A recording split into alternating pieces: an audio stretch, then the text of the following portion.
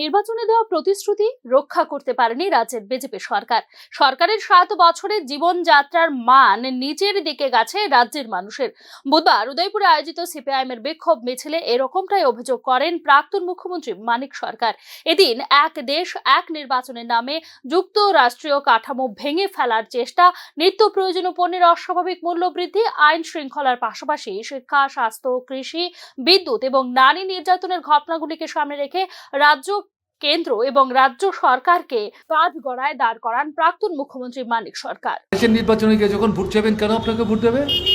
মানুষ বলবে না জিনিসের দাম বাড়লো, তোমরা কিছু বললে না? রেশন ব্যবস্থা ভেঙে ফেললো, তোমরা কিছু বলছো না? স্কুলে মাস্টার নাই, স্কুল তুলে দিচ্ছে, তোমরা কিছু বলছো না?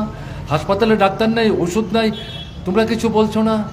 রাস্তাঘাট ভেঙে চৌচির, ফসল মাটির তলায়, পুকুরের মাছ ভেসে গেল, কৃষকদের সাহায্য করছে না, ঘরবাড়ি তৈরি করতে পারছে না, তো কিসের জন্য তোমাদের ভোট দেবে? তোমরা কি ভোটের পার্টি? আমরা যেটা বলতে চাইছি, ভারতের কমিউনিস্ট পার্টি, মার্ক্সবাদী ভোটের পার্টি না, লড়াইয়ের পার্টি। শ্রেণীহীন, শোষণমুক্ত একটা রাষ্ট্র আমরা তৈরি করতে চাইছি।